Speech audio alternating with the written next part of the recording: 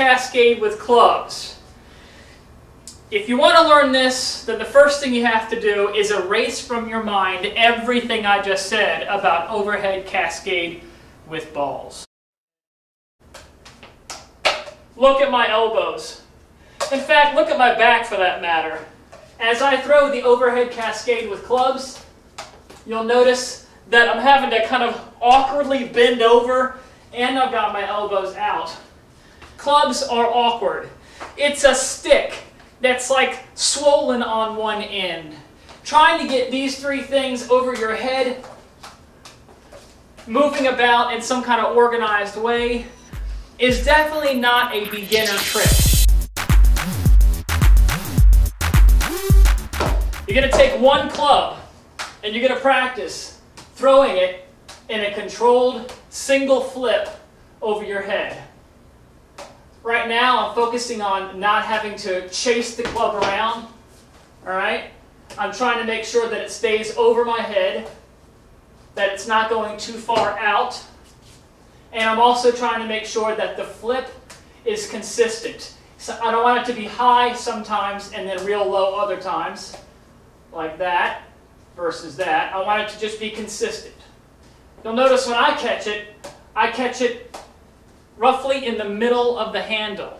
But when I go to throw it, I actually take my thumb and I move it so that it actually presses on the handle a bit, just like that. So I catch the club, and then I put my thumb here. When I go to throw, that thumb helps give me a little bit more control over the overhead flip. You do not need to really crank it.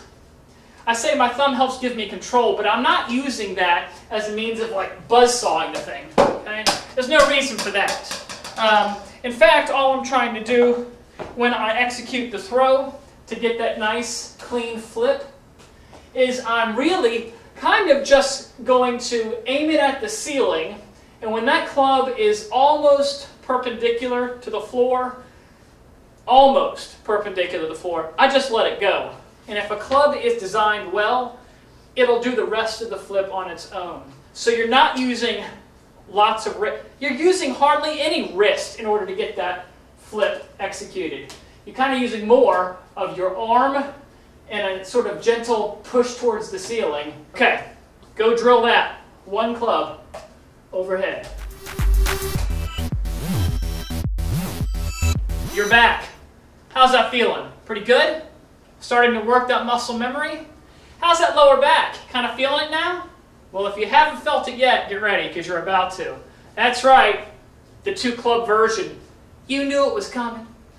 So here's what we're going to do. Same thing we did before. I'm going to take my dominant hand. I'm going to use that to start the first flip. When that first club is on its way down, when it has reached the height of its throw, that's when you take your other hand and throw a similar quality flip underneath it.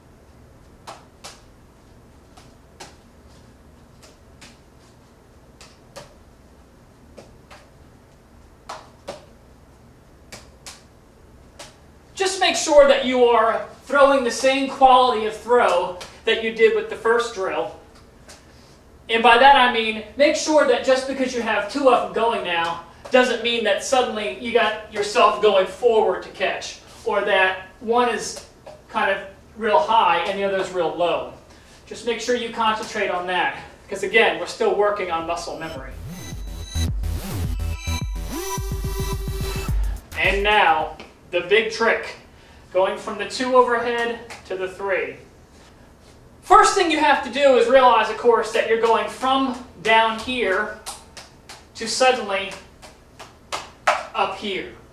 In order to get used to that first throw that takes you from the cascade below to the cascade above, you need to get used to this maneuver. So the first step in getting from here to the overhead cascade is just to do this.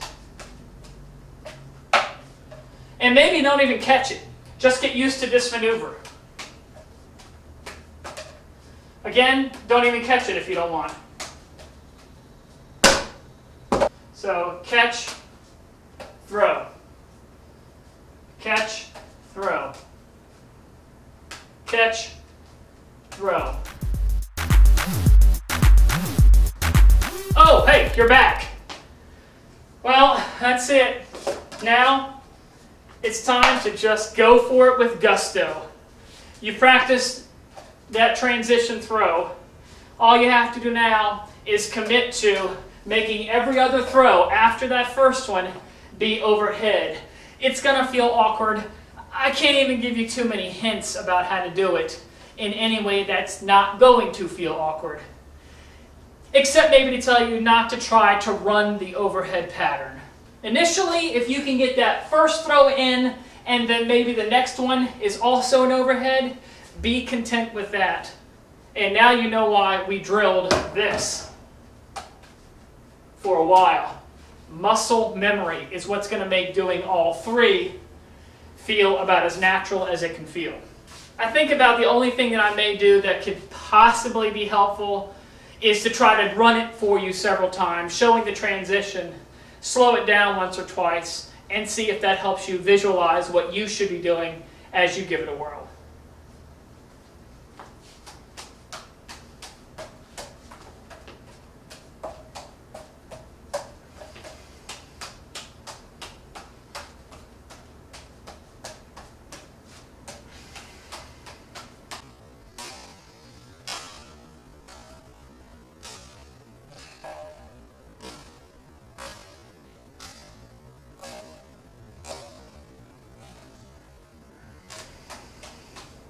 So that's about it.